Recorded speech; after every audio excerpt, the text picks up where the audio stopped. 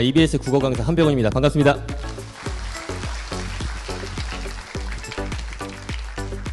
예. 저는 여러분들에게 이제 선천적 1등급 비법 말고, 원래부터 1등급이었던 사람들 말고, 선배들의 후천적 1등급 비법에 대해서 안내해드리러 왔는데요. 즉, 나는 원래 1등급이 아니었지만, 이제부터 1등급을 맞을 수 있는 그 방법에 대해서 여러분들에게 알려드리러 왔습니다. 이게 교실을 보면, 이제 저도 그거 막 이제 거의 한 10년째 하다 보니까, 눈빛만 보면 알 수 있습니다. 이게 지금 받아들이고 있는지, 아니면 듣는 척만 하는지. 이게 표정은 막 이렇게 꼬득꼬득해도 눈빛은 진짜 못 속이거든요. 눈빛만 봐도 딱 볼 수 있는데, 지금 여러분들 중에서도 지금 눈빛이 초롱초롱하신 분들이 있어. 이런 분들이 이제 오늘 배우고 제대로 가실 거예요. 자, 여러분들 이제 눈빛도 바꾸고 태도도 바꾸면서, 저 오늘 그냥 단순하게 뭐 열심히 해야지, 뭐 당연한 얘기 하러 온 게 아니라요. 여러분들이 바로 따라할 수 있는 구체적인 행동 지침과 강령들 알려드릴 테니까 딱 그대로 따라하시면 될 거예요. 자, 그러면 바로 진행할게요.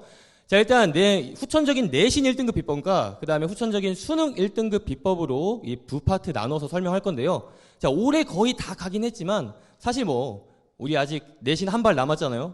그리고 내년도 있죠. 우리 한번 호구조사 한번 해볼게요. 자, 예비고3 손 들어. 예비고3. 좋습니다. 예비고2. 혹시 예비고1? 나 아직 중학생이다. 중학생이에요? 와, 박수. 훌륭합니다. 좋아요. 자, 그럼 모든 학년을 다 통틀어서 이제 설명을 해드릴게요. 그리고 아까 우리 장 박사님께서 국어 영역, 여기 제가 주문 받은 게 이제 국어 영역과 관련해서 공부법 주문 받았는데, 사실 국어 영역으로만 한정 짓기에는 이게 공부법이라는 게 사실 통하는 부분들이 많다 보니까 이제 전반적으로 내신 올릴 수 있는 방법들 다 알려드리도록 할 겁니다. 아까 말했듯 제가 그대로 이대로 아이들 지도하고 있고요. 제가 담임을 맡으면 그 아이들은 이대로 스터디를 시켜요. 그럴 때 그 눈빛이 살아있는 애들, 그리고 다른 반이었지만 저한테 와서 선생님 이대로 하는 거 맞나요? 이렇게 하는 거 맞아요? 하면서 계속해서 피드백 받고 정말 그대로 실행한 애들은 정말 농담 안 하고 거짓말 1도 안 보태고 단 한 명의 실패 사례도 없었어요.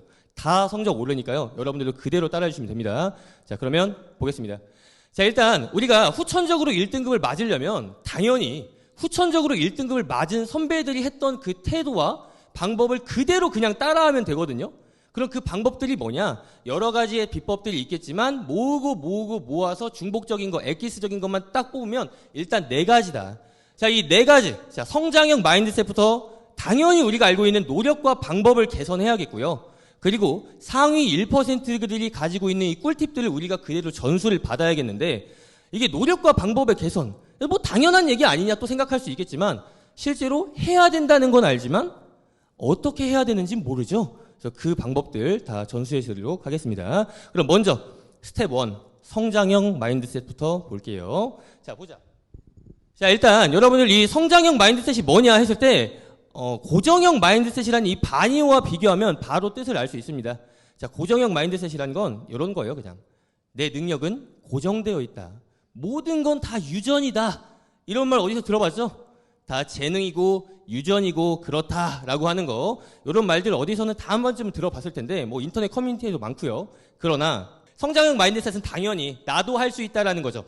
여러분들이 이미 여기 오셨다는 것 자체가 성장형 마인드셋을 갖추고 있다라고 할 수 있겠는데, 자, 그럼에도 불구하고 사람은 양극단에 있지 않습니다. 양극단에 있지 않고 이 사이에 다양한 스펙트럼 사이에 어느 한 군데에 존재하는데요. 즉 여러분들 속에서도 어느 정도 고정형 마인드셋이 있을 수 있다 이거야. 그런데 이걸 먼저 타파하지 않으면 앞으로 하는 얘기가 다 의미가 없거든요. 그래서 일단 여러분들이 이 성장형 마인드셋에 극단에 와주셔야 돼요. 그러면 여러분 한번 생각해 보세요. 뭐 내신 등급이든 수능 등급을 맞는데, 뭐 모의고사 등급을 맞는데 2등급을 맞았다. 그럴 때 내 능력이면 이 정도면 상타치지 하면서 만족해 본 적이 있나?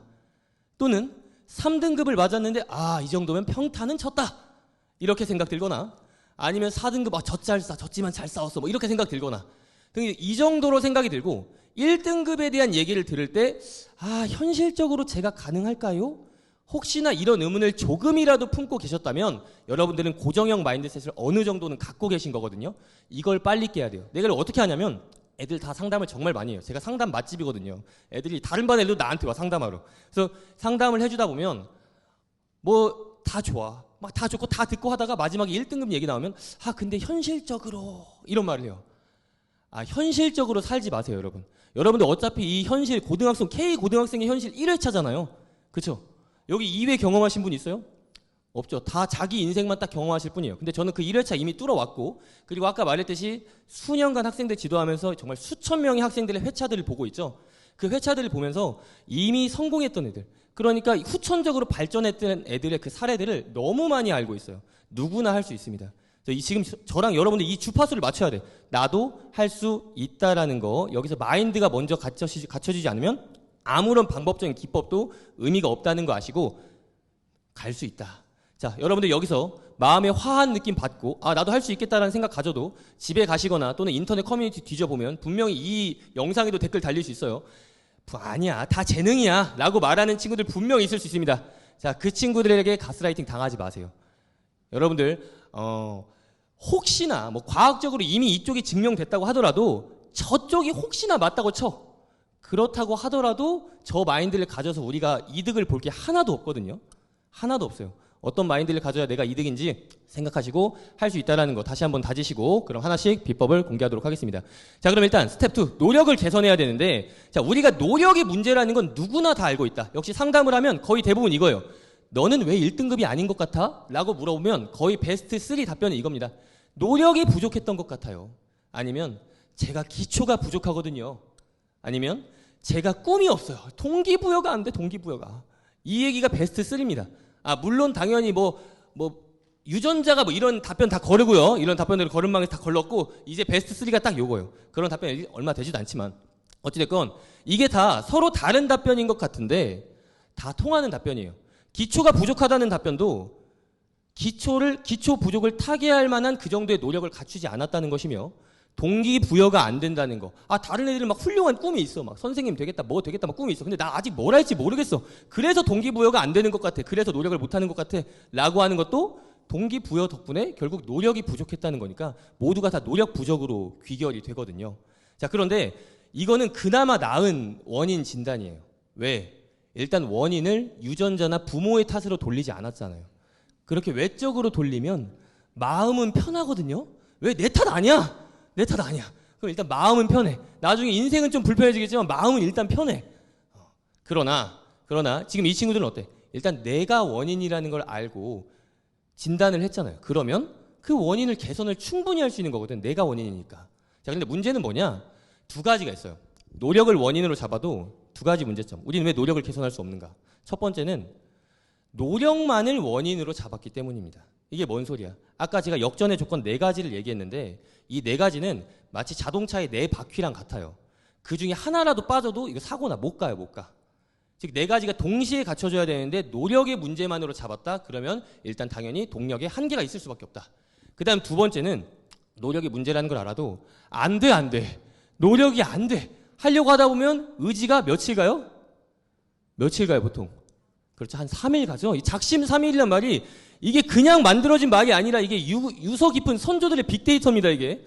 우리 선배들이 수없이 많이 실패하고 3일이다 라고 해서 만들어진 말이 작심 3일이에요. 그러다 보니까 우리도 그거를 잘 깨질 못하죠. 그럼 왜 그러냐? 그러다 보니까 요즘은 무슨 말까지 생기냐면, 야, 노력도 재능이요. 노력도 재능이래, 이제. 내가 노력 못하는 건 부모님 탓이래. 그런 말까지 이제 막 생깁니다.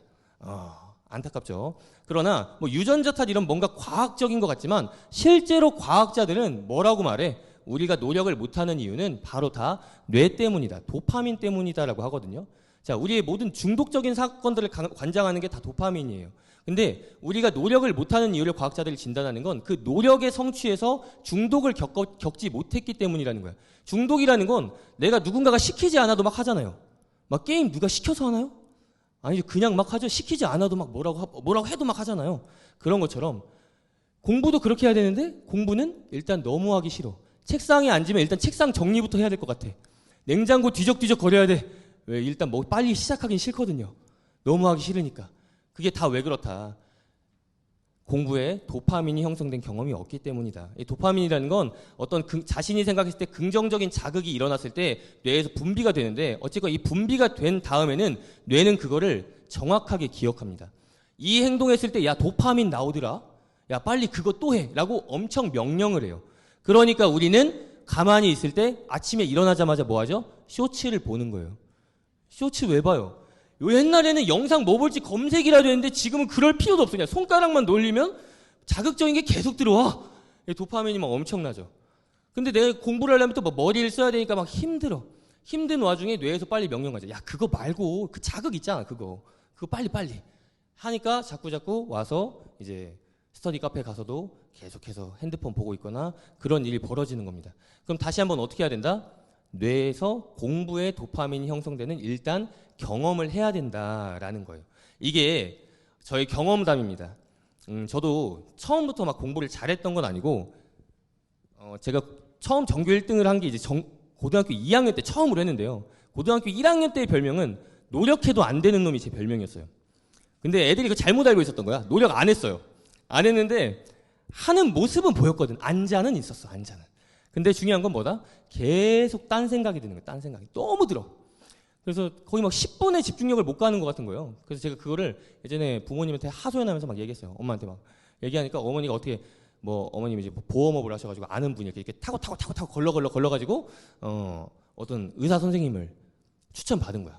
근데 뭐 의사 선생님이 이런 뭐 학습의 정신적인 전문가여서 그런 게 아니라 그냥 공부를 잘하셨기 때문에 이렇게 타고 가신 것 같아요. 그래서 그분에게 제가 이렇게 같이 갔는데 그분 말씀이 저한테 말씀하시더라고요. 제가 그때 의사까지 이제 엄마가 날 데려가니까 난 이제 뭐 이제 주의력 결핍 뭐 이런 건가 뭐 이런 생각을 하면서 갔죠. 갔는데 그 의사 선생님 말씀으로는 딱 보자마자 집중이 안 된다고? 너 게임은 몇 시간 하냐? 라고 물어보더라고요. 근데 제가 고등학교 때는 게임을 끊긴 끊었거든요. 근데 중학교 때 한참 했을 때 리니땡이라는 뭐 게임을 했었는데 혹시 아시나? 하여튼 뭐 그런 게임을 했었는데 그거 한 번 할 때 8시간씩 했어요. 8시간씩.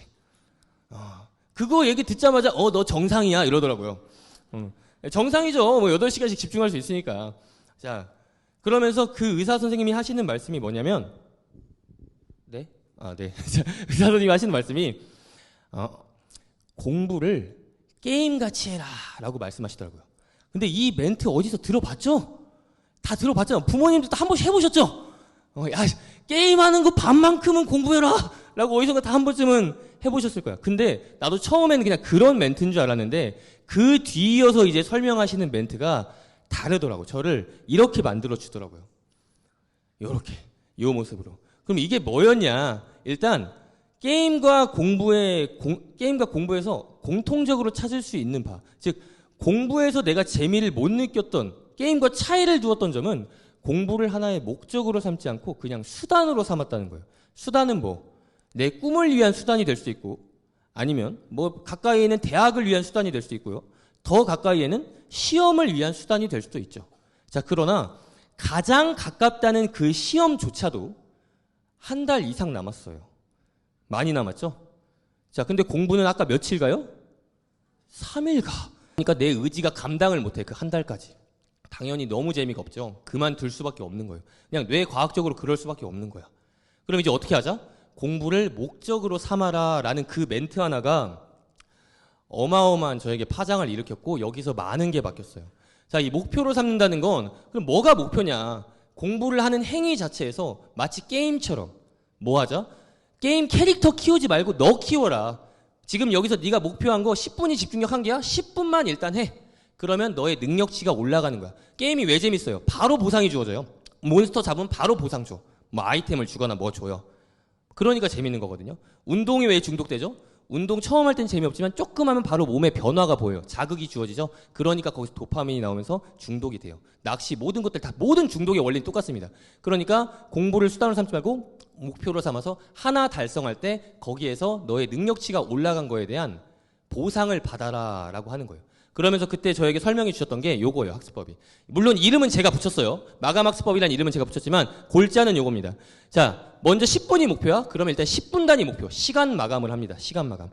제가 시간 마감을 하면서 10분이 목표, 20분이 목표 이런 친구들 많이 봤는데요. 일단 최대 몇 시간까지, 막 3시간까지 안 갑니다. 무조건 1시간까지 갑니다. 1시간 단위로 일단 마감을 하는 거예요. 시간 마감. 그 다음에 하루를 쪼개요. 하루를 오전과 오후와 저녁으로 쪼개서 기간 마감을 합니다. 즉, 이 기간 동안 내가 목표한 바를 채우고 정말 성실히 살았다라고 하면 오늘 하루 나를 잘 키운 거야. 잘 키운 거고 보상을 받는 거죠. 보상이라는 건 뭐 누가 돈 주는 거 아닙니다. 심리적인 보상이에요. 성취감이에요. 그 작은 내가 세웠던 계획을 내가 지켰다라는 이 성취감 하나가 작은 성취 하나가 여러분들의 작은 도파민을 불러일으키고 거기서 계속해서 나선형으로 퍼져 나가는 것이거든요. 그래서 우리는 항상 작은 성취를 거둔 사람이 큰 성공을 거둘 힘을 얻는다 그러죠. 요런 거 하나하나씩 챙겨가는 거예요. 목표를 멀리 두지 마. 시험으로 두지 말고 10분, 15분. 그럴 때 제가 집중력을 늘리는 꿀팁 하나 주자면 10분이 처음 목표였을 때 이렇게 하세요. 10분이 다 되면 무조건 5분 더 하세요. 이게 엄청나게 좋은 거예요. 집중력을 늘리는데. 집중이 부담이다. 요거. 10분이 다 됐다. 그때 5분을 더 한다. 30분이 목표다. 30분 했어요. 5분만 더 해요. 그럼 사람은 무슨 생각이 드냐면 5분 별거 아니잖아. 5분만 좀 더 해보지? 라고 하다 보면 어느 순간 10분 더 해버릴 때도 있어. 그렇게 집중력의 역치를 조금씩 올리는 거거든요. 이렇게 올라가는 거예요. 사람은 언제나 자신의 한계점, 임계점까지 도달하는 경험을 했을 때 능력치가 향상됩니다. 그걸 해줘야 돼.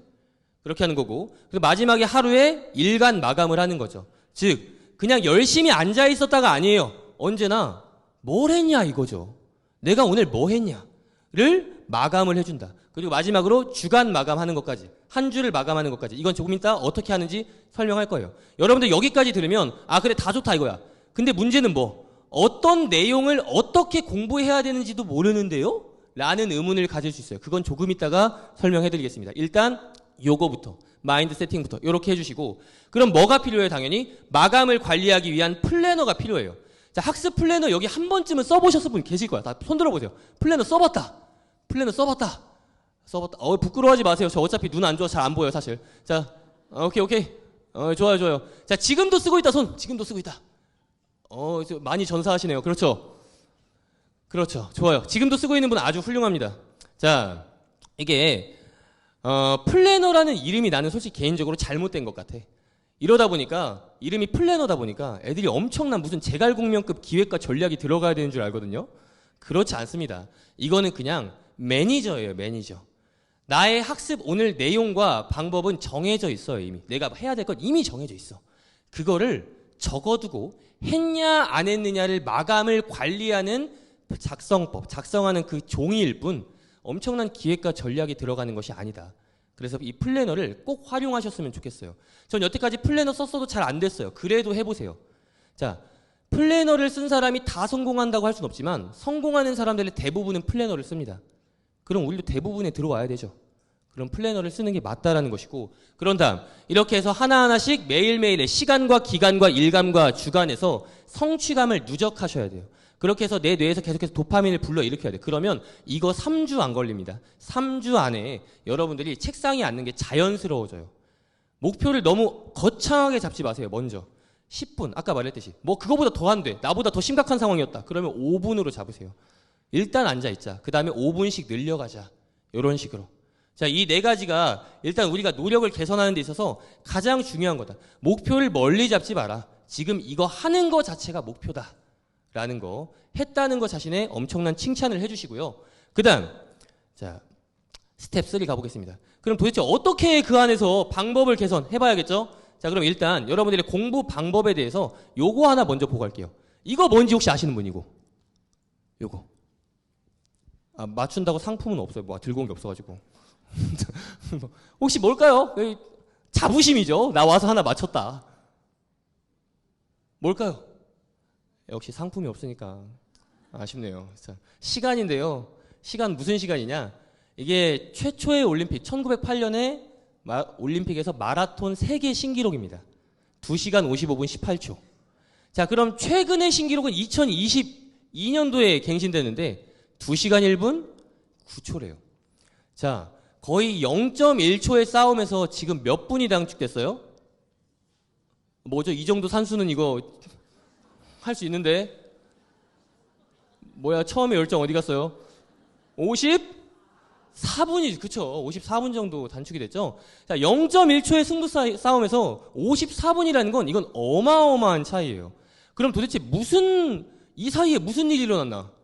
우리가 진화했나요, 혹시? 아니죠. 근 100년 사이에 진화하진 않았고, 이때 당시에도 분명히 세계 최고의 재능을 가진 선수가 뛰었을 거예요. 세계 최고의 영양분도 엄청 좋겠죠? 뭐, 노력도 엄청 했을 거야, 아마. 여기도 마찬가지입니다. 여기도 마찬가지야. 뭐, 갈 수 없어. 하여튼 뭐, 여기도 마찬가지야. 하여튼, 그런데, 모든 조건이 똑같은데, 그럼 무슨 차이니? 이게 연구자들이 계속해서 연구해봤을 때 결론은 뭐였을 것 같아요? 뭐였을 것 같아요? 그렇죠. 훈련 방법. 방법이죠. 우리 지금 방법에 대해서 얘기하고 있잖아요. 그래서 방법의 차이다, 방법. 그러니까 최초의 마라톤 뛰던 사람들은 일단 그냥 열심히 뛰어. 맹목적으로 열심히 뛰다 보면 알아서 되겠지. 뭐 해본 적이 없으니까요.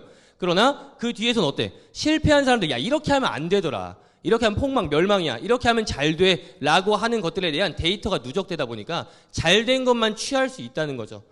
그래서 이러한 성과가 나온다. 지금은요, 있잖아요. 저 2시간 55분 18초라는 기록은 이건 한국의 남자 고등학생도 깨요.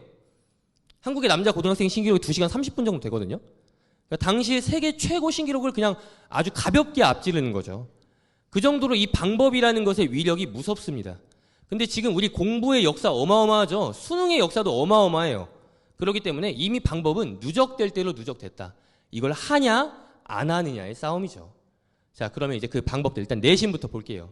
자, 일단 우리가 그럼 어떤 공부 방법으로 공부하고 있냐. 이게 여러분들 보통의 우리 하루의 일과 디폴트 값인데요. 8시 30분부터 16시 30분까지 학교에 있죠. 물론 학교마다 조금씩 다르지만 요 정도 보통입니다. 그리고 뭐 학원과 인강을 듣는 친구들 저기서 저녁 식사 마치고 저 정도 수강을 하고요. 그 다음에 이제 들어와가지고 보통 1시 정도까지 공부를 하더라고요. 상담하다 보면. 자, 이 친구 어때요? 8시 30분부터 1시까지 공부했어. 열심히 했죠. 엄청 열심히 했어요. 자, 그러나 이 친구 등급은 딱 듣자마자 저는 알 수 있어요. 일반적으로 보통 내신에 관심 있는 학교라고 했을 때 이 친구의 등급은 5등급이거나 아니면 잘하면 4등급 정도 됩니다. 왜 그럴까요? 왜 그럴까요?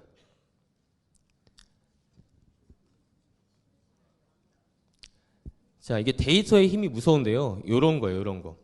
자, 순공 시간별. 순공이라는 건 진짜 순수하게 공부를 한 거예요. 즉, 잠깐 딴 생각한 거 빼고, 학원 간 거 빼고, 이런 것들 다 빼고, 학교 수업 듣는 거 다 빼고, 진짜 본인이 공부한 시간, 순수 공부 시간, 그 시간별 등급 분포 보시면, 일단 2시간 미만은 거의 4등급에서 5등급입니다.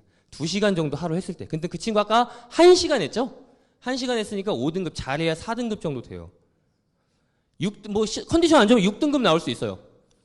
그럼 7등급은요, 여러분들 학교에서 한 줄로 찍으면 7, 8등급 나오는 거 아세요? 한 줄로 찍으면 7, 8등급 나와요. 9등급이 그렇게 받기 어렵습니다. 한 줄로 찍으면 그렇습니다. 자, 어찌됐건. 자, 이렇게 2시간 정도 했을 때 4, 5등급 나오고요. 한 3, 4시간 했을 때 2, 3등급 정도 나와요. 그리고 4, 5시간 하루에 순공시간 부어줬을 때 1, 2등급 정도 나오고요. 고정 1등급 나오는 애들 거의 다 6시간 이상씩 해요. 어마어마하죠. 아니, 그럼 아까 그 하루에 빈틈이 없었던 것 같은데 어떻게 이렇게 하냐? 이렇게 할 수 있죠. 일단 우리가 학교에 등교를 하면 아침 자습 시간 동안 갑자기 모범생이 돼. 선생님이 들어오실 때까지 막 기다리고 있어. 말똥말똥하게. 우리 그렇게 선생님 기다리는 존재들이 아니었잖아요. 근데 수업 시간 전에 엄청 기다려. 그러지 말고 뭐 하고 있자? 일단 내 공부할 거 하고 있어야 돼요. 아침에 조금 일찍 등교하세요. 8시 30분이나 40분에 시작을 한다고 한다면 40분에 시작한다고 한다면 그 30분 전에 등교해서 30분 정도 여기서 채우자 이겁니다. 그리고 1교시 끝, 2교시 끝, 3교시 끝, 4교시 끝은 점심시간이고 보통 5교시, 6교시 끝, 7교시 끝나고 집에 가야 되고 그 빼고 한 5번의 쉬는 시간 중에 그 중에 5분 정도씩 한 2번 화장실 가고 나머지는 공부해도 돼요. 그럴 때 여러분들 이 얘기하면은 거의 대부분의 반응들 이게 여학생들은 특히 이 반응을 보여. 남학생들은 이렇게 하는데 여학생들은 어떡해. 애들이 이상하게 생각하면 어떡해요. 이런 생각하는데 그렇지 않습니다. 이거 잘 안 봐요. 남자애들도 그런 반응 보이는 친구들 있는데 한번 야 네가 다른 애들 쉬는 시간에 우리 반에 공부하는 애 누구야? 물어보면 모른대. 우리 그렇게 다른 사람에게 별로 관심이 없어요. 그런 것처럼 어느 누구도 뭐라고 하지 않고요. 그 사람의 설령 시선도 내 인생에 중요하지 않습니다. 그래서 쉬는 시간에 우리가 수업 50분 내내 막 엄청나게 집중했던 거 아니거든요. 분명히 중간중간에 쉬는 타임도 조금 정도 있었을 테고 그러다 보니 그렇게 다 안 쉬어도 되더라. 다 10분 동안 안 쉬어도 되더라. 한 40분 정도 채우셔도 됩니다. 그 다음에 점심시간 있죠? 점심시간에 밥 먹고 보통 이제 운동장 막 회전초밥처럼 막 많이 돌고 막 하는데 그런 거 좋아요. 좋은데 그거 하고 햇빛 광합성 받아가지고 5교시 주무시지 마시고 30분 정도 공부하자. 여기서 우리 시간을 또 채울 수 있습니다. 그리고 가장 많이 시간 낭비하는 건 어디냐면 거의 대부분 여기예요. 학교 끝나고 집에 와서 저녁 먹기 전까지 너무 고생한 나를 위해서 잠깐 침대에 누워서 핸드폰 좀 봐줘야 되거든요. 엄마 저녁 해놓고 누워있어. 이렇게 탁탁탁탁탁탁. 그거 하면서 2시간 보통이야. 그쵸? 그 다음에 학원 가야 된대. 갔다가 이제 인강 듣고 막 그러다가 귀가합니다. 귀가했다가도 또 고생한 나를 위해서 침대에 또 누워주셔야 돼. 그래서 이제 뭐 이렇게 막 하다가 주무실 때도 있고 아니면 뭐 좀 하다가 이제 빨리 안 해! 막 이렇게 하고 뭐 이런 거. 이렇게 해서 1시간 하죠. 이렇다 보니까 어떻다? 우리가 집에 갔다가 또는 학원에서 집에 왔다가 여기서 1시간씩만 줄여도 남들보다 2시간은 앞서는 거예요. 보통 애들 1시간 할까 말까. 많이 해야 하루에 2시간 하는데 너는 아직 메인 공부 하지도 않았는데 2시간을 여기서 채울 수 있다. 학교에서부터 2시간 정도 채우고 올 수 있다. 그럼 벌써 4시간 채우고 오는 거고 마지막에 1시간 또 공부하고 자면 되는 거죠. 그럼 보통 한 4시간 40분에서 조금 더 채우면 5시간 정도 채울 수 있는 거예요. 이렇게 하다가 학원이나 매일 가는 거 아니니까 인강 매일 듣는 거 아니니까 그때그때 더 채우기 시작하면 이제 고정 1등급의 시간 반열로 들어옵니다. 우리가 항상 이런 말 하죠. 열심히 했는데 안 되더라. 너무 불공평하다. 이러지만 실제로 그 공부 시간을 까보면 너무나 정의로운 결과예요. 너무나 정당한 결과가 나오고 있더라. 그러면 일단 여러분들 시간을 확보해야 된다. 이거 알아두시고요. 절대량. 그 다음 2번째. 우리 대부분 어떻게 공부하냐? 아까 그렇게 하루에 1시간씩 그렇게 막 가뭄에 담비 주듯이 조금씩 시간을 채우다가 이제 어떻게 해요? 시험 범위 가면은 한 3주 전부터 공부를 한다 그래요. 시험 범위는 이제 보통 시험 문제도 3주 전부터 내시거든요. 그러니까 시험 대비 3주 한대. 근데 보통 어떻게 해요? 그때도 진도는 막 나가고 있으니까 학원에 가서 시험 대비 특강을 또 듣거든요. 진도 특강을 또 들어요. 그러면 수업 때 들었던 건데 학원에서 또 들으면서 듣기만 해. 그럼 이제 어떻게 되는 거죠? 아까 말했듯이 순공 시간은 안 나와요. 안 나오다 보니까 이제 마지막에 결국에 진짜 나의 순공 시간은 언제 나오냐? 진도가 안 나가는 시험 1주 전. 보통 진도 다 나갔죠, 그때는. 그때부터 공부를 하기 시작한다고. 보통 여러분 다 그럴 거예요. 우리 다 그러니까. 그럼 어떻게 되죠? 많이 봐야 1회독. 진짜 뭐 조금 더 본다 2회독. 이 정도 하고 시험을 보는 게 우리들의 모습입니다. 잘 볼 수가 없어요. 잘 볼 수가 없어. 그럼 어떻게 해야 된다? 일단 우리는 많이 봐야 돼요. 양이 장땡이다. 너무 무식한 방법 아닙니까? 라고 생각하겠지만 인류가 개발한 암기법 중에 최고는 반복법과 연상법 이 2가지밖에 없어요. 그럼 반복을 해줘야죠. 6회독 정도는 봐줘야 된다. 이게 여러분들의 이제 오늘부터의 원칙이 될 겁니다. 6회독을 한다. 자, 그럼 어떻게 합니까? 한 번 보는 것도 있는데 일단 1회독은 여기서 하는 거예요. 수업 시간. 자, 아까 우리 수업 시간 보통 어떻게 하냐면 거의 대부분 올림픽 참여 정신으로 봐요. 그냥 참가에 의의를 두고 나중에 봐 뭐 하면서 그냥 대충 한번 들었다가 학원 가서 들을 생각, 인강 가서 들을 생각 이 생각하는데 그게 아닙니다. 수업 시간을 거의 순공처럼 활용하셔야 돼. 여러분들이 순공 시간을 매일매일 체크할 때 수업 시간은 비록 빼더라도 이 시간을 순공처럼 활용을 하신다. 왜? 학교 선생님은 출제자고 학교 수업은 출제자의 직강이거든요. 그럼 시험 문제이자 그냥 정답이에요. 정답. 그렇기 때문에 요거 봐주셔야 되고 그 다음에 여러분들이 그럼 1회독하는 기준은 뭐냐? 아까 말했듯 대충 참여가 문제가 아니라 뭐 한다? 다음 시간에 이 내용 시험 봐도 다 맞을 수 있다. 이게 여러분들의 매일매일의 목표가 되셔야 돼요. 아까 제가 시간 마감하라고 했죠? 시간 마감을 할 때 오전에 시간 마감에서 거의 대부분 수업인데 요거예요. 요거. 나의 시간 마감은 뭐다? 내가 오늘 들은 내용 이거 지금 바로 2교시 1교시 들은 내용 2교시에 시험 봐도 만점이야. 그렇게 되셔야 돼요. 그렇게. 그럴 목표로 다 적고 선생님이 말하는 거 농담까지도 받아 적을 정도로 그냥 다 일단 막 적으면서 막 하는 거예요. 그런 다음에 이제 2회독과 3회독은 언제 하냐? 바로 수업 당일날 합니다. 이 당일은 아까 봤던 쉬는 시간이 바로 될 수도 있고요. 점심시간이 될 수도 있고요. 아니면 뒤에 야자 시간이 많으면 야자 시간에 보충해도 되겠죠.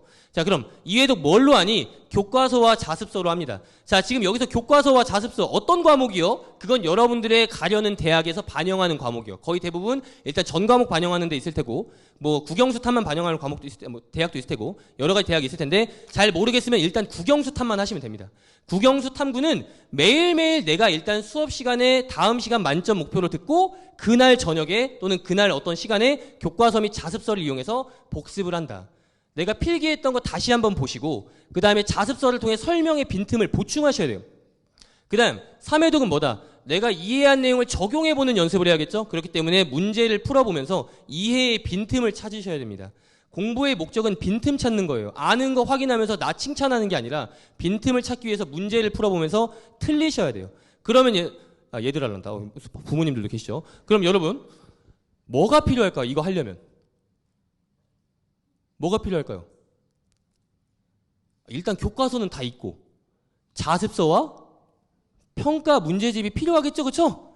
근데 이게 은근히 없습니다. 이게 상담하다 보면 이거 있니? 라고 물으면 아직요. 뭐 이래요. 왜 없니? 물어보면 너무 비싼데 과목별로 부모님께 부담을 드리기 싫대. 아니 갑자기 효자가 돼. 아니 게임 아이템이나 결제하지 말지. 아유 사야 되죠. 이건 투자입니다. 투자. 여러분들 이거 사서 만약에 한두 문제라도, 물론 더 맞아요 그거보다. 근데 진짜 적어도 한두 문제라도 만약에 더 맞았다 쳐봐요. 그럼 등급 바뀌거든요. 그럼 한 과목의 등급이 바뀐 게 얼마나 클까 싶겠지만 나중에 내년 8월에 3학년 기준으로 8월에 생기부 마감하고 이제 대학 입시 지원하다 보면 거기서의 그 등급의 차가 얼마나 큰 힘을 발휘하는지 알게 돼요. 대학의 입구가 바뀐다니까. 그러면 지금 이 투자는 우량주야, 우량주. 이건 해야 돼요. 이건 성공을 보장하는 투자예요. 그래서 일단 사시고 최대한 풀어야 된다. 많이 풀어야 된다. 그래서 여기서 하나의 꿀팁. 이렇게 공부를 마쳤으면 아까 말했듯이 일마감이죠. 하루를 마감하는 건데 마감할 때 뭐 하냐? 나의 오늘 공부의 생산성을 평가하셔야 돼요. 그냥 앉아 있었다고 만족이 아니라 뭐 한다? 생산성을 평가하고 거기서 만족감을 느끼세요. 뭐 한다? 내가 오늘 공부한 내용의 점수가 몇 점인가? 다 이해한 것 맞나? 스스로 판단되면 100점 주시고요. 플래너에 100점 쓰시고, 그게 아니다. 어떤 내용이 이해가 잘 안 돼. 그러면 점수 매기시고 그 이해 안 되는 내용을 질문 노트에 작성하셔야 돼요. 이게 진짜 중요한 거예요. 이거 가장 가까운 예시로는 요걸로 저희 학생 하나가 요번 시험에서 100점을 하나 맞았거든요. 걔가 전교 1등이야. 그 과목 걔밖에 안 맞았어요. 근데 질문 노트 요거 너무 큰 힘을 발휘했대요. 이 서다평 노트랑. 이게 왜 그러냐? 아까 말했듯이 우리 아까 이동 시간 막 엄청 낭비하고 집에 가서 막 그런 것들 낭비하고 그러잖아요. 짬나는 시간 뭐 할지 모르겠을 때 요런 거 보는 거 굉장히 좋거든요. 그리고 아까 말했듯이 공부의 목적은 빈틈을 찾는 건데, 그럼 내가 궁금한 거 뭔가? 저게 다 시험 문제예요. 질문 노트. 저기에서 나의 실력의 역치가 계속해서 올라가는 겁니다. 그래서 질문하셔야 돼요. 근데 거의 대부분의 학생의 90%는 질문을 안 하고요. 10% 질문을 하는 학생들 중엔 그 중에서도 90%는 어떻게 질문하냐면 이렇게 질문해요. 와서 문제집 딱 던져. 선생님, 요거 몰라요. 뭘 몰라? 암튼 몰라요. 이게 질문이야, 이게. 그렇게 하는 건 아닙니다. 그렇게 하는 건 질문이 아니고요. 본인이 뭘 모르는지도 모르는 질문은 질문이 아니에요. 그냥 안 풀려요, 이게 아니라 제가 여기서 여기까지 이 생각을 해봤는데 여기서부터 이게 안 풀리네요. 여기서 오류는 뭘까요? 이런 걸 물어봐야 생각의 깊이가 올라가고 실력이 올라가는 거예요. 근데 대부분은 그걸 하기 싫어하거든요. 적는 것도 귀찮아. 그러니까 안 해요. 근데 그런 걸 하다 보면 장점이 뭐냐면 질문을 거리를 정확히 적다 보면 자기가 뭘 모르는지 스스로 알게 되다가 갑자기 깨우쳐요. 여러분들 혹시 질문하다가 깨우친 적 있잖아요? 선생님 제가 뭐 자세하게 질문할수록 깨우치거든요. 하다가 아닙니다 하고 갈 때가 있어. 본인이 깨달았거든 하다가. 그런 거예요. 그런 게 바로 공부예요. 그런 게. 그래서 질문 노트 꼭 작성하시고 뭘 모르는지 구체적으로 물을수록 여러분들의 성적 향상에 도움이 된다. 그러면 질문 데이를 하나 마련하는 거예요. 그렇게 일주일 동안 모아놨다가 선생님들 점심시간에 찾아가서 이런 거 정중하게 물어보는 거죠. 정중하게. 그럴 때 여러분들 그냥 대충 질문하는 친구 말고 이렇게 질문하는 친구는 선생님들도 알아요. 고민을 했구나. 그러면 그 정말 수백 명의 학생들 중에서도 솔직히 선생님도 휴먼이라 전부 다 기억 못할 수 있거든요. 근데 그렇게 질문을 잘하고 있는 친구들은 기억에 남고 생기부 쓸 때도 더 솔직히 신경 쓸 수밖에 없어요. 그게 더. 그런 게 하나의 방법 중에 하나입니다. 자, 그런 거. 그리고 서다평 노트. 우리 보통 뭐 하죠? 서다평 일단 내가 아는 대로 내 답에 선생님을 맞추려 그래. 나중에 설득하러 온다니까? 그러지 마시고 뭐 한다? 선생님이 의도한 답을 정확히 쓸 수 있도록 매일매일 공부할 때마다 그때 내가 서다평으로 이게 나올 것 같다라고 하는 것을 정확히 적어두는 연습을 하세요. 정확한 단어와 정확한 문장으로. 그리고 그걸 이동 시간마다 보세요. 그러다 보면 여러분들은 그 문장에 체화가 될 테고 아주 정확하게 서다평을 답변 쓸 거예요. 그러면 부분 점수 같은 거 안 맞습니다. 부분 점수에 만족하지 마세요. 거기 부분 점수 3점, 2점 날아가는 그걸로 등급이 결정되잖아요. 온전하게 다 맞자고 우리 그런 목표를 가지자고요. 알겠죠? 알겠습니까? 네. 자, 그래서 이거 강조하고요. 그다음. 자, 사회독을 하는데 사회독은 언제 하냐? 사회독은 한 주 수업 내용을 이제 총 복습하는 날, 토요일 날 합니다. 그 수업 중에 월화수목금에 들은 내용을 토요일 날 교과서 및 자습서 또는 백지 펴놓고 백지 회상을 하든 아니면 문제은행식 문제집을 또 하나 사서 문제를 정말 여러 번 풀어보든 어찌됐건 한 주간의 수업 내용을 전체 다 복습하는 게 이제 토요일 날 하는 거예요. 토요일 날 여기 인터넷 문제도 엄청 많고요. 우리 EBS에도 단추라고 있어요. 단추. 공교롭게 제 옷엔 단추가 지금 없는데 하여튼 단추가 있어요. 그것 검색해서 문제들 진짜 좋은 문제 많거든요. 그런 검색해서 꼭 푸시면 문제는 넘치고 넘쳤다. 그래서 꼭 많이 풀어보면서 복습하고 이해를 점검해주는 게 토요일 날 할 일입니다. 그럼 일요일은 뭐 하냐? 일요일 날은 여러분들 그거는 여러분들이 설정하기 나름인데요. 저는 일요일을 잉여의 보충날로 잡았거든요. 즉 변수가 생겼을 때 그 변수를 보충하는 날. 즉 월화수목금에 계획대로 이렇게 하다가 우리 보통 월요일 계획이 틀어지면 그 보충을 화요일 날 하는 습성이 있어요. 근데 그러다 보면 무슨 일이 일어나냐면 화요일 계획도 안 돼. 그럼 수요일 계획도 무너지죠. 그러다 보면 이제 앞으로 계획이 다 무너지고 하기 싫어져. 그래서 우리는 어떻게 합니까? 이제 월요일 계획이 만약에 오늘 공부하기로 했는데 갑자기 너무 아팠어. 아니면 친구가 떡볶이 사준데 못 참죠. 어쨌건 막 해야 돼. 그래서 변수가 생겼다. 그러면 못한 일이 있으면 월요일 건 그냥 냅두고 화요일 거 화요일 날 하세요. 수요일은 또 수요일 리프레시한 마음으로 수요일 거 하세요. 그럼 월요일 날 못한 건 언제? 일요일 날 하는 겁니다. 일요일 날. 그게 굉장히 좋은 방법 중에 하나예요. 그래야 모든 날을 새롭게 시작할 수 있고 내가 공부할 게 쌓였다라는 그 스트레스에서 벗어날 수 있어요. 그래서 토요일까지 마감하고 일요일 날 완전히 한 주간의 공부를 주 마감을 한다라고 하는 게 이제 우리의 하나의 중요한 꿀팁 중에 하나고요. 이렇게 사회독을 마친 다음에 오회독은 언제부터 하냐? 이제 시험 3주 전 주말부터 합니다. 이때는 이제 변수를 좀 최소해야 돼요.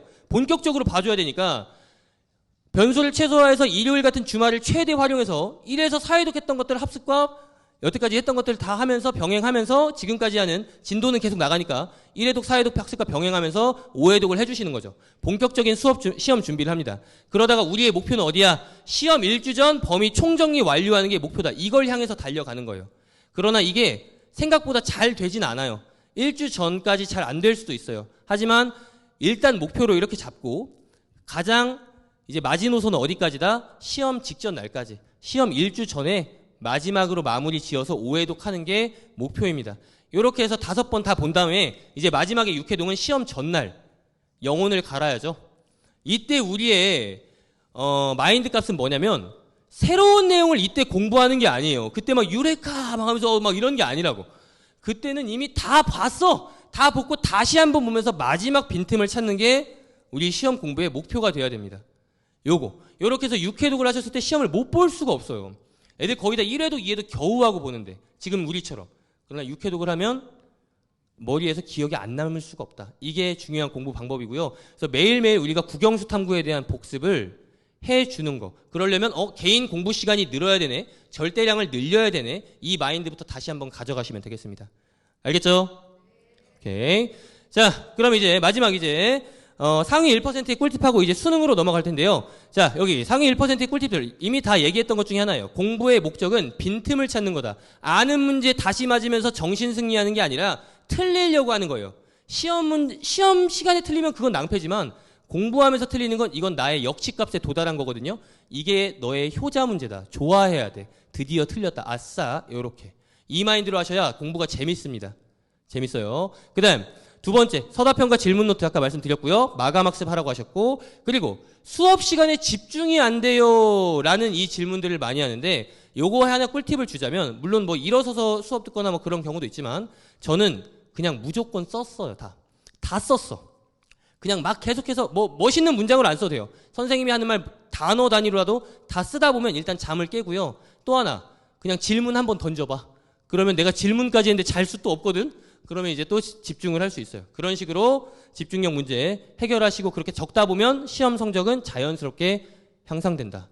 그리고 또 하나, 자기주도 학습관의 집중력이 문제예요 라고 했을 때 아까 10분 단위로 목적 설정할 수 있지만 1시간 단위로 될 때도 마찬가지예요. 저는 이 방법도 자주 썼었는데 그냥 20분 단위로 공부하는 과목을 바꿨거든요. 1시간을 집중하더라도 그냥 일단 20분 단위로 국어, 그 다음 20분 수학, 20분 영어 이런 식으로 했어요. 그렇게 하다 보면 무슨 일이 나냐면 일단 20분 안에 내가 뭔가 성과를 보여야 되거든요. 유의미한 성과를. 그럼 이건 내가 집중할 수 있겠다라고 생각해서 더 집중하게 되고요. 우리의 뇌는 특이하게 다른 과목으로 넘어가면 다른 스테이지라고 생각해서 나의 집중력이 보통 원래 15분에서 20분이 보통 인간의 한계인데 거기서 넘어가서 다시 리프레시한 마음으로 또 할 수 있게 돼요. 그래서 이런 것들도 하나 좋은 방법으로 가져가실 수 있습니다. 자, 그다음 중간고사의 기출 분석을 꼭 해주세요, 여러분. 모의고사만 기출 분석하는 게 아니라 중간고사 보셔야 돼요. 이 선생님이 이런 부분에서 문제를 내는구나. 이렇게 설명한 부분에서 이런 문제를 내네. 이거 한번 봐주시라고. 진도가 겹치진 않겠지만 문제 내는 스타일 꼭 아셔야 다음 시험에 꼭 대비할 수 있고요. 수행평가 같은 경우 이제 기말철이라 이거 일부러 꼭 넣었는데 수행평가 몰리는 시즌이 와요. 그럴 때 그것 때문에 이제 기말에는 공부에 집중을 못하는 친구들이 엄청 많습니다. 자, 그래서 수행평가는 원칙을 이렇게 잡아야 돼요. 공부 진짜 내신 1.0인 애가 가지고 있던 원칙인데 걔는 무조건 받는 그 주에 끝낸대. 그냥 받는 그 주에. 근데 이런 애들이 은근 많더라고요. 받는 그 주에 모든 자료나 준비나 이런 것들을 다 끝내놓고 마련해놓고 그 다음에 수행평가 날에 다시 보거나 이런 식으로 해서 한다는 거예요. 그때 가서 부랴부랴 하면 성과도 안 좋고 공부도 방해됩니다. 그 다음 마지막으로 생활기록부 탐구과제 할 때 이제 생활기록부도 채워야 되는데 이건 사실 우리 윤윤구 쌤이 더 잘 설명해 주실 거라서 여기서 제가 자세하게 설명하진 않겠지만 제일 중요한 건 국어 시간에 기술 쓰지 마세요. 내가 기계공학과야. 막 기술 전공 적합성 이젠 요즘 그런 말도 안 써요. 막 기술 내용으로 다 채우고 그러지 말고 무조건 국어 시간엔 국어 역량을 증진시키는 게 중요하고요. 그 내용 중에서도 입학 사정관들이 중점으로 보는 건 호기심이에요. 진짜 호기심. 즉 생기부를 채울 때 이 활동을 왜 했냐 이게 엄청 중요한 거예요. 근데 보통 애들 뭐 쓰냐면 제 꿈이 이거라서요. 이런 거 쓰거든요. 근데 그런 거 말고 남들 다 할 수 있는 얘기 말고 수업 시간에 들은 거에서 어떤 거에 호기심이 생겼어. 그래서 이 책을 읽었다. 그래서 이 탐구를 했다. 그 내용이 들어갔냐 안 들어갔냐가 굉장히 중요해요. 지적 호기심. 즉 제 하나 생기부 얘기하면 고려대 이공계열에 진학한 친구인데 걔 생기부 중에 문학 시간에 좋은 평가를 받았던 그 생기부가 이거예요. 그 친구가 문학의 어떤 문학 표현의 기법과 아름다움 그리고 효과 이거에 대해서 배운 다음에 그거를 심도 있게 학습하고 뭘 연구했냐? K-팝의 노래가 세계적으로 인기 있는 이유가 혹시 가사 측면에도 있지 않을까 해서 그 가사에 대한 내용을 문학적인 측면에서 연구하고 그 연구 자료 검토한 다음에 본인이 스스로 분석한 내용을 보고서로 썼어요. 좋은 평가를 받을 수밖에 없죠. 이 문학적인 심도 있는 이해를 바탕으로 호기심을 갖으니까 그런 거를 쓰셔야 된다라는 거 말씀드리고요. 자, 그럼 이제 마지막 세트 이제 후천적인 수능 1등급 비법 알려드리겠습니다. 사실 아까 말했던 내신 공부가 이 수능에도 다 들어가기 때문에 여기서 뭐를 중점으로 말씀드릴 거냐면 이제 본격적으로 언제부터 시작해서 어떻게 공부해야 되는지 무엇을 공부해야 되는지를 말씀드릴게요. 자, 그럼 문제 한번 낼게요. 수능 공부 이제 겨울방학부터 할 텐데 언제부터 해야 되냐. 자, 1번과 2번 중에 뭐 같아요? 뭐 같아요 이거? 몇 번? 1번이요? 네, 정답은 3번 기말고사 직후입니다. 자, 여러분들 이렇게 생각하시면 안 돼요. 방학 시작과 동시에 해야지라는 생각을 가질 우리 다 그렇게 생각해왔잖아요. 근데 보통 어떻지? 금요일날 방학하면 인간적으로 토요일, 일요일은 놀아줘야지 생각하다가 월요일부터 시작하다가 이제 적응 기간이라는 것을 스스로 갖게 합니다. 그러다 보면은 일주일 동안 또 놀아요. 그럼 이제 방학이 이제 얼마 안 남아. 그럼 아예 모르겠다 하면서 다음 학기를 맞이하는 게 또 우리의 모습이죠. 그래서 우리 어떻게 해야 돼? 기말고사 때 공부를 하면서 이 만들어왔던 이 폼을 놓치면 안 돼요. 기말고사 여러분들 공부해놨으면 여러분들은 공부하는 폼이 몸속에 형성된 거거든요. 근데 그거 불과 한 3일 놀면 망가져요. 그래서 그 상태 유지한 상태에서 바로 봐주셔야 된다. 거의 대부분 학교 행사하거나 뭐 다 놀 게 뻔하거든요. 그럼에도 불구하고 이제 귀마개 꽂고 공부를 시작을 해주셔야겠다. 그러면 그때 시행착오를 겪습니다. 그럼 방학 때 제대로 공부할 수 있어요. 그럼 여러분들 생각해보면 이거 얼마 안 될 것 같죠? 시험 보고 나서 요거 적응하는 데까지 한 달까지 하면서 보통 여름방학 하나를 더 얻는 거예요. 이렇게 공부하는 순간. 요거 너무 중요하다는 거 알아두시고요. 그럼 도대체 뭘 어떻게 공부해야 되냐? 자, 여기에서 우리 이제 장유유서의 정신에 따라 예비 고3부터 먼저 말씀드릴게요. 자, 일단 여러분들 예비 고3들은 최신 5개년 평가원 기출 분석을 해주세요. 아니 뭐 사관학교 뭐 이런 거 리트 이런 거 말고요. 그런 거 나중에 봐요. 평가원 기출 다 본 다음에 보세요. 평가원 기출 보는데 이거 많이씩 보려고 하지 마세요. 한 지문씩만 본다. 독서 한 지문, 문학 한 지문씩만이라도 제대로 봅니다. 근데 이때 중요한 건 제가 문제를 푼다고 안 했죠. 분석하는 게 중요해요. 분석이라는 건 말 그대로 지문의 문장 하나하나, 선지 하나하나를 씹어먹는 걸 의미하는데, 예를 들어서 독서라고 한다면 요거 하나 볼까요? 어때요? 읽어보셨어요? 벌써 이 지문 이미 풀어보셨던 친구들도 있어요. 바로 작년 수능이니까 따끈따끈한 거니까. 자, 그럴 때 여러분들 이 문장 하나하나를 볼 때 뜯어본다는 건 뭐냐면, 사실 모든 글은 유기적으로 앞문장과 이어져 있거든요. 그러니까 문제 풀 때는 그냥 풀더라도 일단은 다시 한번 문제를 풀고 다시 지문으로 무조건 돌아와야 돼요. 이게 여러분들의 공부의 기본 태도여야 돼. 다시 돌아와서 한 문장 한 문장을 꼼꼼히 읽어보면서 저 문장은 왜 나왔지? 이걸 생각해 주셔야 된다고. 다시 한번 예를 들어볼게요. 즉 그 둘이 항상 일정한 비를 갖는다는 것이다. 이 두 번째 문장. 이거의 의미가 뭘까요? 말해볼 수 있는 분.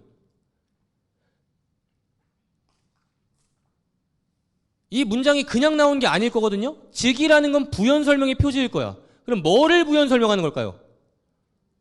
바로 앞문장. 앞문장이 어떤 단어요? 그렇죠. 비례라는 것에 대한 부연 설명이겠죠. 즉 우리 비례라는 정의가 그냥 뭐가 커질 때 그냥 얘도 커져, 이 정도의 두리뭉실한 정의로 생각하지 말고, 이 지문에서는 어떤 두 개의 변수가 있을 때 항상 일정한 비를 갖는다는 걸로 비례를 상세하게 정의할게 라는 문장으로 나온 거예요. 그러면서 이제 19세기의 초기 연구의 결과가 나오죠. 19세기 초기 연구의 결과가 뭐예요? 기초 대사량이 체중의 0.67승에 비례한다라는 결론을 낸 거죠. 자, 이런 결론을 냈대. 그럴 때 갑자기 막 숫자가 나와요. 자, 이 숫자도 그냥 쓴 게 아니야. 이 의미가 뭐지를 생각하는 게 문장을 뜯어보고 유기적으로 보는 거예요. 자, 이 문장은 왜 나왔을까요? 말해보실 수 있는 분. 이 문장의 의미. 여기에 이 숫자의 내용은 구체적인 수치니까 그냥 구체적인 예시거든요. 예시라고 한다면 당연히 앞문장의 부연 설명으로 나오는 거. 부연 설명이라는 건 앞문장과 같은 의미라는 겁니다. 같은 의미. 앞문장이 뭐지? 체중이 아닌 체중의 0.67승에 비례한다. 이게 앞문장이었어요. 그럼 여기에서 숫자는 체중의 증가율이 2일 때 기초대사량의 증가율이 1.6이라는 숫자는 계산하라고 여러분들에게 마련해준 숫자가 아니라 그냥 앞문장의 내용. 이렇게 증가율이 다르면 비례하는 게 아니구나 라는 내용을 말하려고 하는 거예요. 체중에 비례하는 게 아니래잖아. 이거를 알 수 있었느냐. 이게 여기서만 처음 요구하는 태도가 아니라요. 뭐 세먼의 과정이론 아니면 해겔지문 다 똑같습니다. 예시를 앞문장의 의미로 해석할 수 있었느냐, 그걸 물어보는 건데, 여기에서 나온 문제가 요거거든요. 17번 문항. 15%의 정답률밖에 나오지 않았어. 그럼 역대 94년도부터 수능부터 지금 문제까지 가장 어려운 문제라는 거예요. 근데 이 가장 어려운 문제 한번 볼게요. 자, 여기 1번 선지 보면 최적의 직선의 기울기를 구한다고 할 때 이 흰색 부분. 이 흰색 부분은 그냥 6문단쯤에 정확하게 나와요. 이게 무슨 의미냐? 체중의 증가율과 기초대사량의 증가율이 다르다는 의미라고, 저 흰색 부분의 그 의미라고 정확히 나와. 그러니까 애들이 이 문제를 틀린 애들은 흰색 부분의 의미가 뭔지 몰라서 틀린 건 아니에요.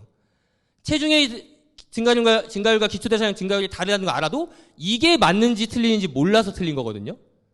근데 체중의 증가율, 기초대사량 증가율 다를 때 이 둘이 비례한다고 할 수 없겠군. 이거 어디 나왔어요? 그냥 앞문장에 나왔죠. 그렇죠? 앞문장에 그대로 나와 있어. 요거를 할 수 있느냐. 이렇게 당연한 건데 우리 친구들은 일단 무슨 생각했다? 숫자 나오면 계산할 생각했다. 그러니까 안 되는 거고. 뒤에 막 이제 막 상용 로그 막 나와.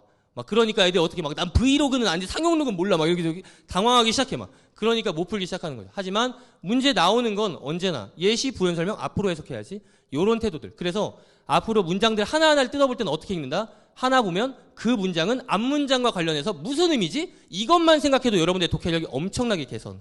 그럼 하루에 한 지문 보는데 1시간 걸려요. 그렇게 해서 한 지문씩 보는 겁니다. 한 지문씩. 그러다가 병행해야 되는 게 뭐야? 수능 특강 무조건 병행해야 돼요, 이건. 특히 국어는 이거 연계율이 그 체감 연계가 넘사죠. 무조건 봐주셔야 되고, 나중에 학기 중에 수능 특강으로 발목 잡히지 않게 방학 때 꼭 봐준다. 이거 여러분들의 목표로 잡으셔야 됩니다. 적어도 문학만큼은 또 봐줘야 돼. 독서까지 보면 베스트고요. 시간이 없다. 기출하느라 시간 없다. 다른 거 해야 된다. 그러면 적어도 문학작품 목록까지는 봐주셔야 돼. 이럴 때 중요한 건 수능 특강을 완벽하게 지금 하려고 하는 게 아니라 한 번 보시는 거야. 여러분들 어차피 N회도 하셔야 되거든요. 그러니까 수능 특강. 그 다음에 3번과 4번은 이제 선택하는 겁니다. 자, 3번과 4번을 병행하기에는 위에 거 하기에 시간이 없어. 그래서 개념이 아직 부족하다. 마지막 개념 정복하시고요. 아니면 나 좀 어느 정도 된다라고 하면 엄매나 화작 둘 중에 하나 선택했으면 그거 지금 겨울 때 해주셔야 돼요. 무조건. 이것도 학기 중에 발목 잡아요. 이거 지금 엄매나 화작을 해주신다. 그럴 때 우리 엄매 선택한 친구들 이거죠. 자, 선생님이 이제 이번에 겨울방학 때 한병원의 퀀텀 점프에서 엄매와 화작을 수업을 하는데 이거에 도움을 받으셔도 되고 여러분들 원하는 과목을 들어도 돼요. 어찌됐건 요거 선생님이랑 같이 한다면 엄매 같은 경우는 지금 여기 잘 안 보이겠지만 그냥 이게 계획서거든요. 그럴 때 스팀팩 버전과 퍼펙트 버전이 있어. 스팀팩은 2주 안에 끝내는 거고요. 퍼펙트는 이제 4주 동안 끝내는 건데 어떤 식으로 어느 1차에 복습해야 되는지까지 다 정해놨어요. 그냥 그대로 따라오시면 돼요. 그대로 따라오셨을 때 엄매 그대로 끝낼 수 있다는 거 말씀드리고 화작도 마찬가지야. 보통 우리 화작이들 화작 선택하고 난 화작했으니까 안 해도 돼 이렇게 생각하는데 그러는 순간 이제 시험장에 들어가면 화작이 아니라 화들짝 되는 거예요. 당황해요. 화작 선택한 친구들의 보통 태도가 뭐냐면 화작 선택했으니까 이제 화작은 잘 맞아야겠다고 생각해. 그래서 화작 풀어요. 한 20분 걸립니다. 그 다음에 이제 시간 없어서 문학 독서에서 난리거든요. 그러니까 애들이 어때? 화작은 어찌됐건 시간 투자해서 맞았는데 문학 독서 틀리니까 본인이 문학 독서를 못하는 줄 알아. 화작에 시간이 너무 걸려서 틀린 건데. 그럼 화작에서 빨리 맞춰줘야겠죠? 10분 컷, 11분 컷 해줘야 돼요. 그러면 화작은 그건 금방 돼요. 또 하면 돼요. 바로. 기출을 쌓아가면 되는데 그거 여러분들이 기출 한 번 볼 때는 한 번 보고 또 보고 이런 식으로 보니까 안 쌓이거든요. 이미 기출을 여러 번 본 사람이 쌓아주면 그 위에 올라가서 기출을 압도해서 볼 수 있습니다. 그거를 쌓아줄 거예요. 어떤 내용이 어떻게 나오고 이 내용은 무조건 나오고 이 지문에서 이 부분은 무조건 반응한다 라는 것도 알려줄 테니까 요거 딱 17강입니다. 17시간 동안 그냥 화작 완성하시면 돼요. 이렇게 하시고 나는 엄매로 이제 표점에 이득까지 볼 것 같다. 그러면 엄매 하시고 이렇게 해서 빠르게 결정하신 다음에 겨울방학 때 털어준다. 그 다음 이건 이제 엄매 교재 그냥 보여드리는 건데 엄매 교재 이제 여러분 저기 제가 지금 갈 수가 없어서 맨 첫 페이지에 저기 나오는 마지막 부분이 뭐 이제 50문답 이런 거 있어요. 그러니까 지금 여러분들이 많이 헷갈리는 것들 모아가지고 개념에 헷갈리는 부분들 모아서 문답 형식으로 구성해 놓은 것들이랑 엄매는 결국엔 예시 싸움인데 예시를 엄청 많이 들고 그리고 연습 문제 이런 걸 통해서 정말 내신까지 준비할 수 있게끔 수능은 당연하고 할 수 있게끔 해드렸고 그 다음에 개념 교재는 보통 문제가 보통 없는 게 보통인데 문제 엄청 많이 넣어놨습니다. 실전까지 다 대비할 수 있게끔 여러분들에게 엄매 구성해놨으니까 꼭 들으실 수 있도록 추천드리고 그 다음 화작도 역시 마찬가지입니다. 이런 식으로 교재 구성해서 선생님이 다 정리를 해줄 거고 그리고 막 화작에서 개념 강의는 막 개념 지루한 거 하는 거 아니냐 그렇지 않아요. 진짜 딱 실전에서 쓸 수 있는 극실전주의 개념만 기출과 함께 여러분들에게 알려드리고 화작 어떻게 푸는지 전부 다 정리해서 11분 컷으로 만들어 드릴 거예요. 그래서 요거 화작 선택하신 분은 요거 하시면 되겠습니다. 자, 그럼 이제 2학 예비 고2, 예비 고1까지 해당합니다. 자, 이거 많이 기다리셨는데 뭐 하면 되냐? 여러분들은 간단해요. 할 거 이미 정해져 있다. 뭐다? 문학 개념 쌓으셔야 돼요. 그 다음 고전시가 고전산문 정리해야 됩니다. 자, 만약에 고3인데 예비 고3인데 이게 안 됐다. 이거 먼저 하세요. 이거 중요하니까. 그 다음에 뭐 한다? 만약에 예비 고2 올라가는데 내가 다음 학기가 엄매다. 그럼 언어와 매체 선수학습 하셔야 됩니다. 만약에 2학년 2학기가 언어와 매체다. 그럼 지금 할 필요 없어요. 그 여름방학 때 해요. 여름방학 때 하시고 만약에 1학기다. 지금 하시고. 요렇게 해서 요거를 하시는데 여기에서 이제 강의 추천만 하고 끝낼게요. 자, 문학 개념 같은 경우는 한번 물어볼게요, 얘들아. 풍자와 해악이라는 개념 많이 들어봤죠? 풍자, 해악의 차이는 뭐예요? 풍자가 뭐죠? 좋아요. 뭐 공격적 웃음이다. 해악, 동정적 웃음이다. 이런 거 많이 들어봤죠? 그쵸? 안 들어봤나? 큰일 났네. 자, 그 정도는 들어봤어야 되는데. 하여튼 공격적 웃음이다, 동정적 웃음이다 이런 멘트 좋아요. 다 맞는 설명이거든요, 사실. 근데 수능에서 그것만 가지고 있으면 틀려요. 틀려버려. 왜지? 풍자의 정의는 그게 아니거든요. 그냥 간접적으로 돌려서 비판하는 거예요. 즉 직접적으로 너 이거 잘못했어가 아니라 돌려서 비판하면 굳이 웃음의 요소가 없어도 풍자입니다. 해악도 동정이 없어도 돼요. 웃기기만 하면 웃기려는 의도가 있으면 해악이에요. 그게 넓게 보는 평가원의 개념정의예요. 우리는 여러 사람의 학자들 중에 개념 정의 중에 평가원의 개념 정의를 따라하기 때문에 개념을 그냥 공부하는 게 아니라 개념을 공부하자마자 그 개념으로 기출된 모든 문제를 다 봐야 돼요. 그래야 평가원의 개념 그 정의를 알 수 있습니다. 근데 여러분들이 그 개념을 다 기출을 모을 수가 없거든요? 얼마나 많은데, 94년도부터. 그럼 밥 먹고 그거 모으기만 하는 사람한테 도움을 받아야겠죠? 제가 모아놨어요. 개념으로 완성하는 시문학이라는 강의 EBS에서 검색하시면 이거 고1이라고 써있지만 고1부터 다 들을 수 있다는 뜻이에요. 요거 여기에서 개념별로 기출된 것들, 좋은 기출들 다 모아놨으니까 요거 강의 도움받으시면 됩니다. 이거는 그냥 우리 아낌없이 주는 EBS 거기 사이트에 그 교재 다 올라와 있습니다. 자료실에서 다운받으셔서 쓰시면 돼요. 알겠죠? 딱 9강인가 밖에 안 돼요. 그 다음 고전시가가 부족하다. 자, 고전시가 여러분들 이제 고3 올라가서 고전시가와 고전산문에 올라가면 그거 헷갈린다 하면 그거 허수판독기 허수거든요. 그 고전시가와 산문은 자동적으로 그냥 뚫고 들어갈 수 있어 줘야겠는데 아직 내가 잘 안 된다라고 한다면 지금 기회가 있습니다. 지금 여러분들 고전시가 일단 읽을 줄 알아야 돼요. 그냥 막연히 문제 푼다고 되는 게 아니라 가장 필수 고전시가라고 하는 것들을 우리가 제대로 학습을 끝내놓으면 그 다음부터 다른 거는 읽을 수 있게 되니까 요거 선생님이 정리해둔 거 다 있거든요. 여기 나오는 학습법대로 그대로 따라하면 읽을 수 있게 돼요. 그리고 여기에 주제와 사상을 이해하게 됩니다. 요거 강의도 강력 추천드립니다. 그 다음에 고전 산문도 역시 마찬가지로 개념에 따라 이미 바운더리가 정해져 있어요. 즉 문학 개념은 밑바탕이 된다면 고전 시가와 고전 산문의 개념은 그냥 아예 범위 울타리거든요. 이 안에서 문제가 그냥 출제가 되니까 요거 꼭 알아두셨으면 좋겠습니다. 이것도 다 자료 이미 올라와 있고요. 그냥 딱 10강 정도밖에 안 되니까 방학하기 전에 끝낼 수 있어요. 이거 방학하기 기말고사 직후부터 시작하면 요거 강력 추천드립니다. 자, 그 다음에 이거는 이제 지금 2학년들에게 해당할 수도 있어요. 지금 2학년들이 사실 맞는 거고요. 미라클 내신이거든요. 이건 사실 그냥 강의 추천하는 김에 넣는 건데 미라클 내신 전략 고2 문학이라는 이거 있잖아요. 이거 진짜 숨꿀강. 이거 왜 그러냐? 그냥 여러분들 이거 들어가면 여러분들의 교과서별로 그냥 거의 자습서처럼 제가 다 분석해놨어요. 아까 우리 효자 효녀들 있었죠. 자습서 하기 힘들다. 요거 다운 받으셔가지고 그대로 분석해놨으니까 시험 나올 만한 거 다 정리해놨고요. 여기 지금 성지가 될 선지라는 페이지인데 이건 뭐냐? 제가 그 해당하는 작품으로 출제된 수십 개의 학교의 시험지를 다 모아서 중복되는 것들만 다 모아온 거예요. 그러니까 지금 시험 출제될 가능성이 가장 높은 선지들 요거 이걸로 보고 전교 1등 했다는 후기 간증들이 있으니까 요거 꼭 지금 현재 문학을 하고 있다라고 한다면 꼭 추천드립니다. 알겠죠? 네, 자 제가 준비한 건 여기까지고요. 자 여러분들 고생 많으셨습니다. 감사합니다.